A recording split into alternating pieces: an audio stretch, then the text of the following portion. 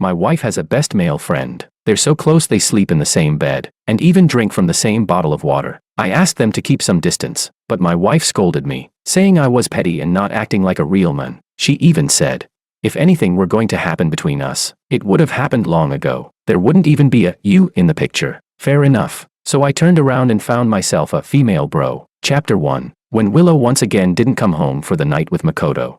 My reaction was calm. She came back at noon, her complexion rosy, and, rare for her, took the initiative to explain. It's been a long time since we got together like that. I drank too much and just found a hotel to sleep in. But this time it wasn't the same bed. He took the floor on his own. Willow emphasized that point. After all, the last time this happened, we had almost come to blows. I had angrily scolded her for having no sense of boundaries as a married woman and tried to drag her to confront Makoto face to face. Makoto was someone who had grown up with Willow in the same residential compound. How should I put it? His personality leaned strongly feminine. He was also very close with a lot of girls. At one point, I genuinely thought he wasn't into women. More than once, I'd seen Makoto argue with those girls over a piece of clothing or some makeup. They would laugh and roughhouse, even sharing the same cup without the slightest hesitation. Even so, it still bothered me deeply. At first, Willow was willing to explain. Later, she got annoyed and simply threw out, if anything were ever going to happen between us, it would have happened long ago. It wouldn't have been your turn to marry me, before slamming the door and leaving. What was ridiculous was that even Willow's friends joked about it. We all grew up together. Makoto's just like that. Instead of worrying about him stealing your girlfriend, you'd better worry about him setting his sights on you. I was speechless. No matter what they said, I just couldn't get past it. I even made it clear that if she didn't know how to keep appropriate distance, we'd get a divorce. After that, Willow did keep her distance from Makoto for a while, but the result was that Makoto would make passive-aggressive remarks about me in public. He would say, George, look, I'm not even sitting next to Willow this time. I've behaved myself. Please spare me. Willow isn't the same Willow anymore. Some people are really territorial. I wouldn't dare get close. He always said these things when I was present. Naturally, it created an awkward atmosphere. Over time, everyone came to see me as narrow-minded and petty. My relationship with Willow also began to grow distant and cold from that point on. Snapping back to the present, I looked at Willow's striking features. She had once been the goddess who haunted my thoughts day and night. Now, I felt a kind of aesthetic fatigue. Noticing my indifference, Willow took off her coat, walked over, and slipped into my arms. In a soft, almost coquettish tone, she said, Hubby, didn't you say last week you'd take me to see the new movie? Why don't we go today? Okay.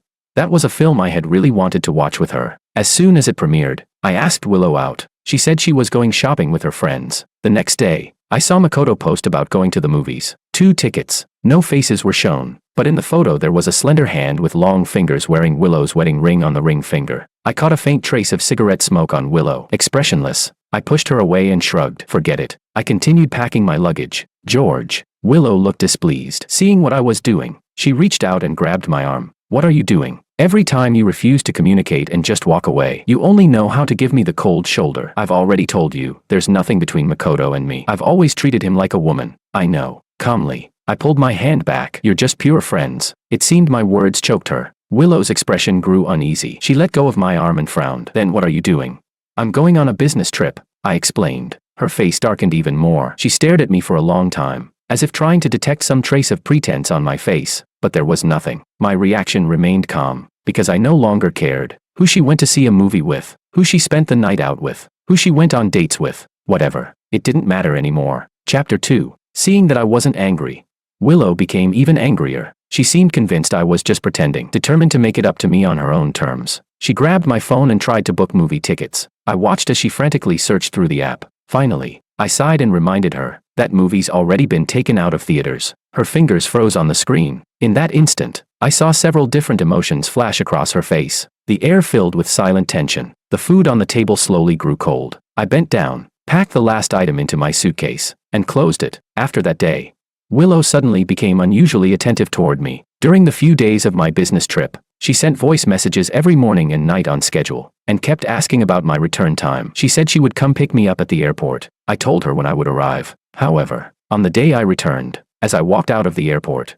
I saw Makoto. He was leaning against a car, chatting and laughing with my wife. When he saw me, Makoto enthusiastically walked over to take my suitcase. Willow, clearly still immersed in the playful mood from her banter with Makoto, smiled brightly at me and said, Hubby, it was impossible to get a ride today. Makoto even took a day off to come pick you up. Makoto put the suitcase in the trunk and said in a familiar tone, Willow, what are you saying? I just happen to have a car, and it's on the way. No big deal. Come on, get in. The next second, before I could even react, Willow naturally got into the front passenger seat. To be honest, in the beginning, I had never thought about who should sit in the passenger seat. It was Willow who told me after we got together that the front passenger seat could only be for a girlfriend or a wife. When I asked her why, she said, if you let another woman sit in your passenger seat, wouldn't you end up looking at her legs? Wouldn't you smell her perfume?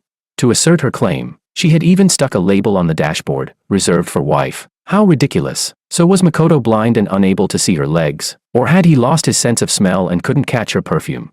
Makoto was actually the first to sense something off. In an awkward tone, he said, Willow, isn't it inappropriate for you to sit in the passenger seat?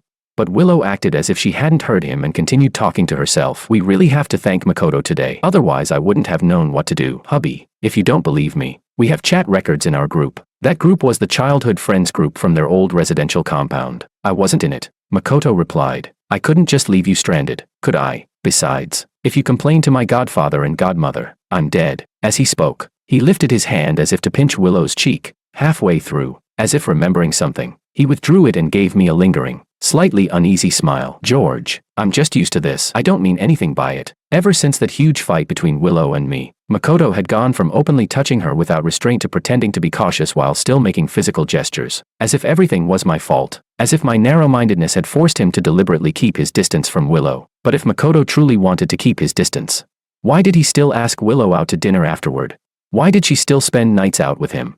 More than that, I could clearly sense a faint trace of provocation in his eyes. If this had happened before, I definitely wouldn't have been able to hold myself back. But now, I couldn't be bothered. When Makoto once again reminded Willow about the seat, I simply waved my hand, opened the rear door, and said, doesn't matter. I have a friend coming along anyway. She's heading the same direction. I'll sit in the back with her. A friend? Where? Before Willow could finish her surprised question, someone called my name. When I turned around, Willow's expression immediately changed. A stunning woman with a graceful figure and delicate features came hurrying over, dragging a suitcase behind her. As soon as she stopped in front of me, she complained, George, you're unbelievable. I just grabbed my luggage and you disappeared in the blink of an eye. She lifted her hand and lightly punched my chest, pouting, I don't know anyone here. You have to take responsibility for me, you know. I coaxed her gently, I know. Chapter 3. That scene left both Willow and Makoto stunned. Very quickly, Willow recovered. With a look of shock, she said, this is the friend you were talking about. There was obvious displeasure in her voice. She stared at the woman in front of her, her brows furrowed so tightly they could have crushed a mosquito. The woman responded breezily, yep, I'm George's best bro, Anna. Anna acted completely at ease. She tossed her suitcase to Makoto, then plopped herself into the back seat and waved at me excitedly. George, hurry up and get in. I was about to step into the car when Willow stopped me. George, is it appropriate for you to sit with another woman? She glared at me, and I could practically feel the anger in her eyes trying to burn through me. I smiled instead. We're just good friends. I've always treated her like one of the guys. Out of the corner of my eye, I glanced at Makoto in the driver's seat. For a moment, Willow was speechless. Anna chatted with me the entire ride. It made the front seats feel unusually quiet. It wasn't that Makoto wasn't talking. He was always lively. Every time we went somewhere together, he would come up with all sorts of topics to amuse Willow, from embarrassing childhood stories to the latest gossip from their old residential compound. The two of them would go back and forth effortlessly, always discussing things I could never quite insert myself into. But today, no matter how hard Makoto tried to start a conversation, Willow responded only faintly. The 30-minute drive ended in 15. After we got out, Willow shut the car door harder than usual. I continued saying goodbye to Anna in an animated tone. Willow said coldly, can't bear to part with her. Why don't you just invite Anna over to our place? I glanced at her inexplicably and chose not to respond. Chapter 4. Willow walked into the house with a dark expression on her face. I had just changed my shoes and stepped out of the entryway when I saw her sitting on the living room sofa, arms crossed, her face stretched tight with anger. She demanded, who is that woman to you? Willow bit down hard on her lower lip and hurled her bag onto the floor. I looked at her and replied calmly, she's a good buddy of mine. She burst out, a girl in her early 20s is your buddy? George, you took her with you on this business trip, didn't you? 4 days straight, you were staying with some young girl. The more she spoke, the angrier she became. Willow kicked the suitcase hard. I felt my temper flare too. I pulled the suitcase open and, seeing her furious state, shot back sarcastically. On a business trip, your partner is either a man or a woman. She's easygoing and we get along well. What's wrong with treating her like one of the guys? She shrieked. Of course there's something wrong. She's a woman. Since when does a woman count as one of the guys?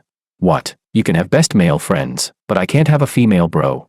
That single sentence left her speechless. I had never seen so many vivid expressions on Willow's face before. Shock, regret, frustration. Finally, she almost forced the words out through clenched teeth. She said, "How is that the same? Makoto is different. We grew up together. If anything were going to happen, it would have happened long ago." I cut her off directly and said firmly, "Anna and I are different too. Can't we give each other a little trust?"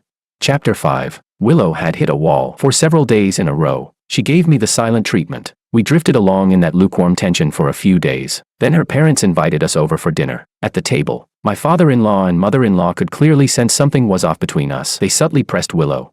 "Willow, George bought a house here for you. You're not a child anymore. Learn to be sensible. Don't keep making a fuss for no reason." Willow and I had been college classmates. According to my original plan, I was supposed to return to my hometown after graduation. But with just one sentence, she didn't want to marry far away from home. I resolutely chose to buy a house here instead. Hearing her father's words, Willow's expression softened. Before we left, she took my hand on her own initiative. She said, "Hubby, I'm sore." Before she could finish, someone suddenly wrapped an arm around her shoulders. "Hey, sis, you finally came back. Let's hang out together." It was Makoto. Once again, he made physical contact with Willow without the slightest hesitation. But this time, unlike before, Willow didn't return his gesture with a bright smile. Instead, she pushed his hand away and glanced at me awkwardly. Makoto noticed me too. He clicked his tongue and shook his head. "Oh, it's George."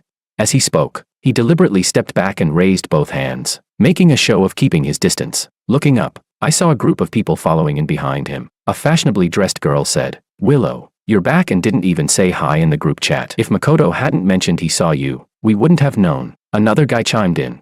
"Exactly. It's rare that everyone's here. Let's hang out." The whole group began egging her on. There was obvious temptation on Willow's face, but unlike before, she didn't immediately agree. Instead, she looked at me, silently asking for my opinion. Everyone noticed. Even though we were married, this group of theirs had always kept a certain distance from me. For one, I wasn't part of their circle. For another, with me around, they probably couldn't fully relax. "How about we all go hang out?" Willow asked cautiously, almost at the same time. I sensed the tension in the air. Makoto's reaction was even more obvious. His expression grew impatient, and he kept signaling to the others with his eyes. The entire little clique was waiting for my answer. They didn't want me to go, but they wanted Willow to. As they wished, I patted Willow lightly on the shoulder. My voice was calm and steady. "Sure, just be safe. Don't stay out too late. I'll drive home first." No one spoke. The atmosphere turned strangely silent. After a long moment, Willow seemed torn. It was as if she had let out a breath of relief, yet felt guilty at the same time. "Hubby, I'll come back early," she said seriously, as if making a promise. I simply smiled and walked straight out of the courtyard. As I turned my back, I heard someone say, "Willow, did your husband change or something? He's actually okay with you hanging out with us now." Chapter 6. 11 at night. Willow still hadn't come home. I didn't ask, because I had just made plans with Anna. Along with a few other friends, we went to the liveliest bar in town. The pounding music hammered against our eardrums, bringing with it a reckless sense of forgetting everything. Our group chose a spacious booth, and before long, we were fully immersed in the atmosphere. After several rounds of drinks, the woman sitting beside me suddenly pointed excitedly toward a spot across the room. "Wow, that table's playing something wild over there." Everyone immediately perked up and turned to look. I did too, and at a glance, familiar faces. The table not far away was Willow's childhood clique from the residential compound. 7 men, 2 women. The table was piled high with empty bottles. Willow sat in the corner. From the distance, I couldn't see her expression clearly, but judging by her movements, she was looking down at her phone. Beside her, the girl from earlier was holding a bottle. In one bold motion, she straddled Makoto's lap, wrapped her arms around his neck, and kissed him. No one found it strange. In fact, they stood up and cheered. Someone said, "Looks like they're playing King's game, mouth-to-mouth feeding drinks." Another person added, "That girl's insane. Just now she was told to take off her bra, and she pulled it right out and hung it around someone's neck without hesitation." That confidence, unmatched. Soon, it was Makoto's turn. He took Willow's phone from her hand, then lifted her chin and leaned down toward her. Everyone was laughing. I wasn't, because I saw it clearly. Amid all the cheering and noise, Willow slowly closed her eyes, parted her lips, and responded, "Disgusting." Chapter 7. Makoto didn't get the chance to feed her the drink, because I walked over and slapped each of them across the face. The scene turned ugly instantly. The members of their little clique hurried to smooth things over, saying it was just a game. Makoto, clutching his face, lowered his head and apologized in a submissive tone, claiming it was only part of the game. As for me, without expression, I picked up a bottle and poured it straight over his head. Then I turned and left. Before walking away, I looked at Willow with a smile and said, "If you enjoy playing so much, wait until after we're divorced, then you can play all you want." I meant it, because I was truly exhausted, but Willow refused to accept it. She chased me home, her voice trembling. "Hubby, we were really just playing a game. Makoto and I are good friends. I've never treated him as a man." "Hubby, you already slapped me just now." "Then I promise, I won't mess around with them like that anymore." Later, irritation crept into her voice. "George, I didn't say anything about you bringing so many women to the bar either." In the end, she grabbed her hair and screamed at me hysterically. By then, I had already packed my suitcase. There was still quite a lot left. I couldn't take everything at once, but at that moment, I didn't want to spend even a second longer in the same space with her. "Move," I said. I frowned at her outstretched arms. My gaze lifted, yet my voice was unexpectedly calm. How should I put it? I didn't want to hit her. I didn't want to yell at her. It just felt pointless, as if everything had lost its meaning. Willow seemed startled by my expression. Her body trembled slightly. Her face, flushed red from alcohol, turned pale beneath the color. Yet she still instinctively shouted at me, "George, do you have to be so serious about this?" I shrugged. "So, Willow, can Anna and I play like that too?" Willow froze. I let out a short laugh and stepped closer. "You can't even handle us sitting in the back seat together on a business trip. You gave me the cold shoulder for days over that. So how do you even have the nerve to say this?" The next second, however, Willow blurted out, "How can that be the same? I'm a woman. Of course I know what I'm doing. Makoto and I are pure friends. We just go shopping, eat together, talk about makeup. But you men, do you think I don't know what you're like? When men look for women, isn't it just to sleep with them?" Hearing her words, I felt nothing but stupidity and absurdity. Even reasoning with her felt like an insult to my own intelligence. I rubbed my temples and sighed. "If you put it that way, then your male friend, isn't he a man? If I make Anna my bestie, how is that any different from Makoto making you his? When he looks for you, is it to sleep with you too? So what you're saying is, you've always known what Makoto wants, and you still chose to indulge in it? Then you really are that shameless." Willow was rendered speechless, as if the last fig leaf had been ripped away. Her face shifted between pale and flushed. She avoided my gaze instinctively. I had hit the truth. I couldn't help but laugh. "Anna, I asked her to come on purpose, just to make you jealous." Willow's eyes snapped back to mine, a flicker of surprise, almost relief, crossing her face. Then I continued. "At first, I thought you just didn't understand proper boundaries between men and women. I wanted you to experience it from my perspective, but I was wrong. It's not that you don't understand. It's that deep down, you don't value yourself." I pushed her aside, caught off guard. Willow stumbled and fell to the floor. I didn't even look at her. "Willow," I said, "let's get divorced. Don't make me tear everything apart." Chapter 8. Willow refused to agree to the divorce. She even brought my parents into it. Willow had always maintained a very good image in front of them. She was beautiful, well-educated, and came from an intellectual family. Ever since graduation, she had stayed by my side. In their eyes, she was virtuous and considerate, so they sided with Willow and tried to persuade me. But after only a few days, the tide turned, because Willow became infamous. Someone had filmed what happened at the bar and uploaded the video online. Overnight, the entire internet knew that Willow, a married woman, had been feeding Makoto alcohol mouth to mouth and had been slapped by me in public. Public opinion was overwhelmingly one-sided. Almost everyone was condemning Makoto and Willow. One comment read, "Shameless. Look at her, she even opened her mouth on her own." Another said, "So economical." One sip of alcohol passed through 3 people and none of it even made it into their stomachs. Someone else commented, "7 guys and 2 girls. Late at night. What is this? A public bus? Disgusting. Aren't they afraid of catching something?" At first, Makoto and Willow argued back online, saying netizens had dirty minds and saw everything through a filthy lens. They insisted theirs was simply pure friendship between childhood friends of opposite sexes. But the internet wasn't convinced. People began digging into their information and various social media accounts. The more they dug, the more they found. Photos of Willow wearing Makoto's clothes, sharing the same milk tea, eating the same ice cream. The most outrageous was when Makoto had taken artistic photos of Willow. All of it had been documented in Makoto's daily posts, the captions dripping with pride between the lines. Makoto became famous. Willow became famous. Even the people from that residential compound became famous. Those who had partners broke up. Those who were single lost any remaining prospects.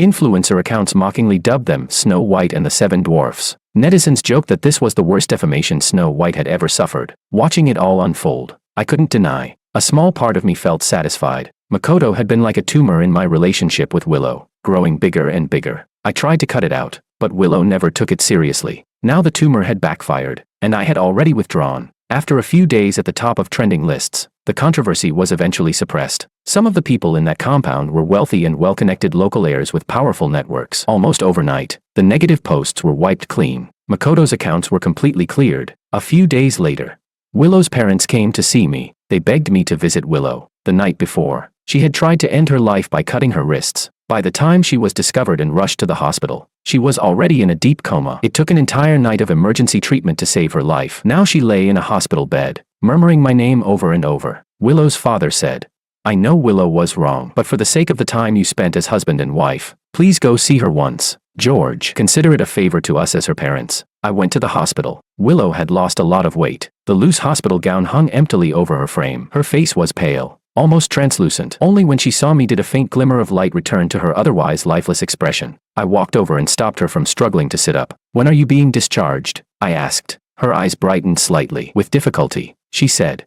"Next week." "Hubby, does that mean you're willing to forgive me?" "I promise, just give me one more chance. I swear I'll never act like that again. I'll definitely keep my distance from Makoto." I cut her off. "When you're discharged, we'll finalize the divorce." I shattered her illusion. I watched her features twist in pain. Her reddened eyes gradually filled with tears, which streamed down her cheeks. Her voice trembled as if stuffed with cotton. "Hubby, I didn't cheat. You know that. Makoto doesn't even like women. It was all just fooling around. If you don't like it, I promise I'll cut ties with them completely. Hubby, I'm begging you, please don't leave me." When she saw I remained unmoved, Willow slid off the bed and knelt in front of me, crying. In the process, she knocked over the 4-stand. It crashed to the floor, tubing scattering everywhere. Even the catheter shifted, slicing across the back of her hand. Blood splattered. It was a miserable sight. Chapter 9. In the end, I agreed to give Willow one last chance. As long as she had absolutely no contact with Makoto for 1 month, I would no longer consider divorce. Both sets of parents stood witness. Her eyes lit up instantly, and she agreed on the spot. She seemed to think my condition was something effortlessly simple for her. Both families let out a sigh of relief, but only I knew. For her, this was a losing bet from the start. Chapter 10. Willow blocked Makoto. She truly cut off contact. She left the group chat, unfollowed every account, and even showed me daily screenshots of her phone to prove that her pages were completely clean. When Anna heard about it, she was surprised. Narrowing her eyes, she asked, "George, you're not getting back together with your ex-wife, are you?"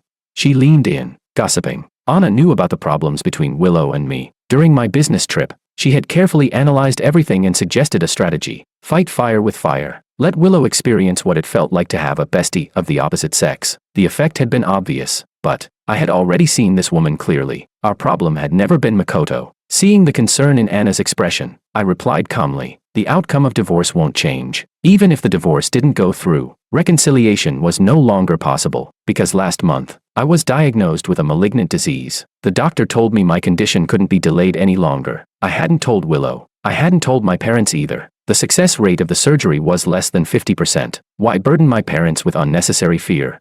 So if I didn't make it off the operating table, then there really would be no need to consider divorce anymore. After seeing my parents off, I scheduled the surgery. The date I chose happened to be Makoto's birthday. Why did I know?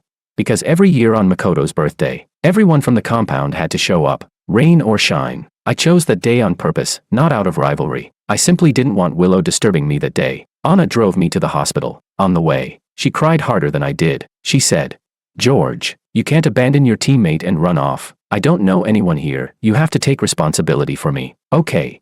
Anna had once had a first love she cared about deeply. He died of illness at 20. Ever since then, she had hidden behind a carefree facade. For years, she had been alone. Even at the entrance to the operating room, she was still sobbing uncontrollably. As for me, I remained calm. "Anna," I said, "you are you first. You're not meant to become someone's monument." Anna fell silent. She looked at me with complicated emotions and nodded softly. I tugged at the corner of my lips. I didn't even need a mirror to know how bleak my expression must have been. Even after preparing myself mentally, the moment I turned around, my eyes still reddened. Chapter 11. After the anesthesia took effect, I knew nothing. So I had no idea that I went through a desperate race between life and death. The patient is bleeding heavily. We can't stop it. Where are the family members? We need a signature immediately.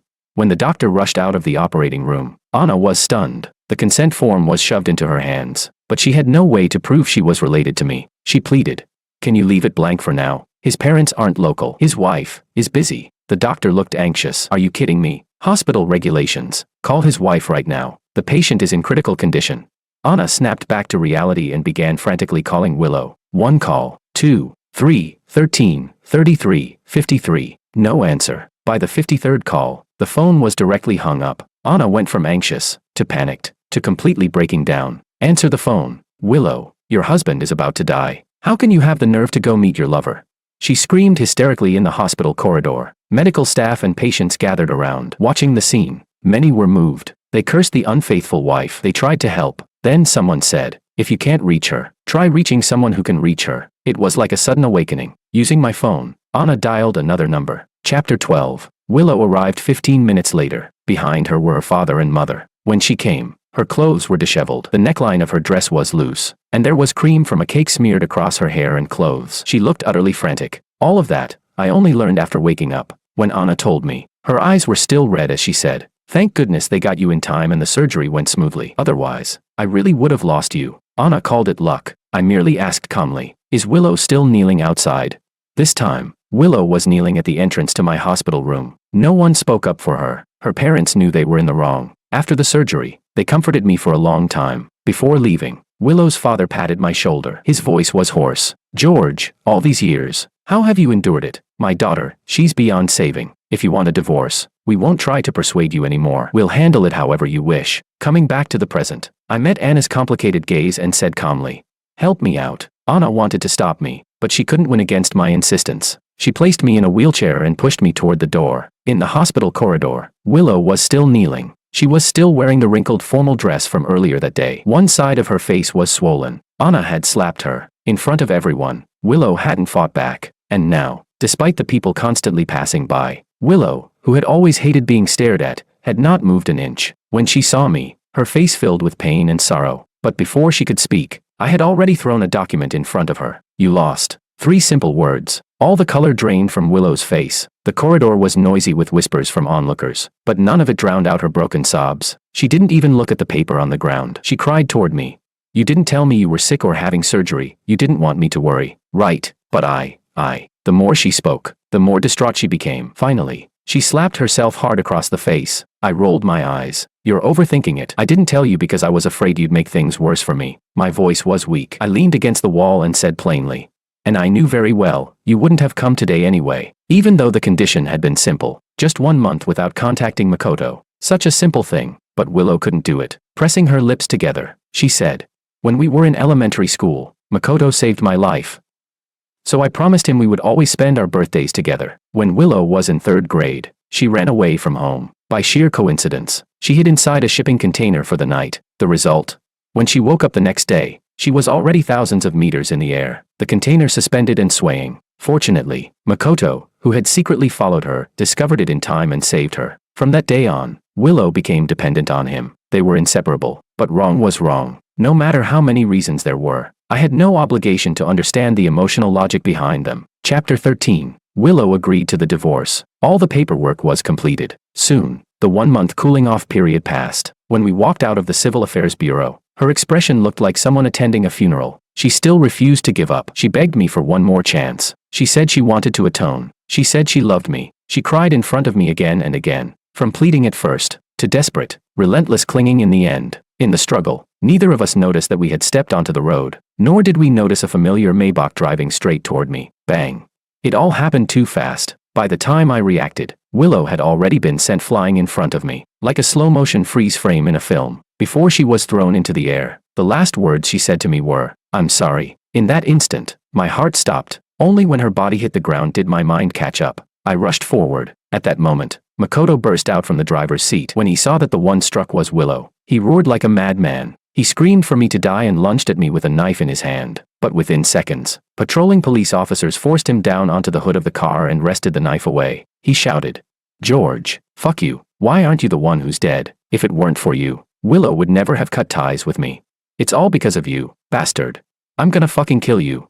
Makoto had lost his mind, because on the day of my surgery, my father-in-law and mother-in-law had found Willow at Makoto Ito's residence with that entire compound clique. They were furious and, together with several other families, moved to suppress the Ito family. To quell public outrage, the Ito family had no choice but to sacrifice Makoto, preparing to send him abroad and forbidding him from ever returning. The young heirs who once treated him like an elder brother cut him off immediately the moment their own interests were threatened. For Makoto, it was his darkest hour, and in his mind, the root cause of everything. was me. If I were dead, everything could return to the way it was. Listening to him, I felt nothing but absurdity. Chapter 14. Willow survived, but she was left half paralyzed, and the child was lost. Makoto was not sentenced to death. Instead, he was convicted of intentional assault and given life imprisonment. I heard that in prison, for reasons unknown, one of his legs was broken. After Willow's accident, many people came looking for me. Her parents, her friends, my parents. Her parents begged me not to abandon Willow at a time like this. For the sake of the years we had spent as husband and wife, her friends hoped that since she had become like this because of me, I would stay and take care of her. My parents urged me to return to my hometown as soon as possible, to stop entangling myself in unnecessary trouble. In the end, I went to see Willow. The once proud woman now lay in a hospital bed, needing assistance for everything, even the most basic necessities. She didn't speak. She only looked at me, her eyes filled with regret. I thanked her. After all, she had saved my life. She said, "I know.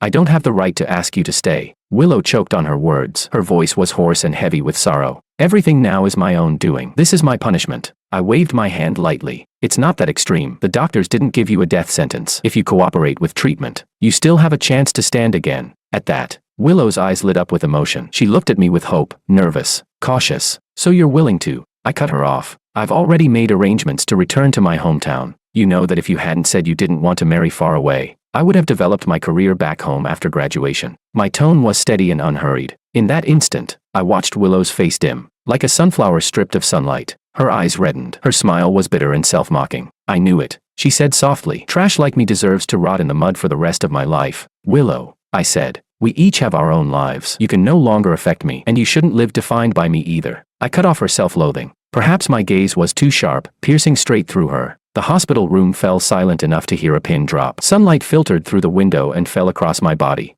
as if draping me in a thin layer of gold. Chapter 15. I returned to my hometown. From time to time, I still heard news from South City. It took Willow 2 years to stand up again, but because her condition had delayed her work for too long, she was eventually dismissed from her job. Another new year arrived. Anna sent me a message. "Happy New Year." When I received it, I was helping my parents make dumplings. I wiped the flour from my hands and looked at the selfie she had sent, sitting alone on her balcony. I couldn't help teasing her. "Spending New Year's alone again? If it's really that bad, come to my parents' place. We can take you in for a few days. Soon," she replied. "No thanks." My husband would get upset. She was referring to her first love, who had passed away many years ago. I raised an eyebrow and typed back. "After all these years, still staying true to your original heart," she replied. "Of course, even good buddy need boundaries." I smiled. Then I looked up, out the window. It was snowing. The view was beautiful.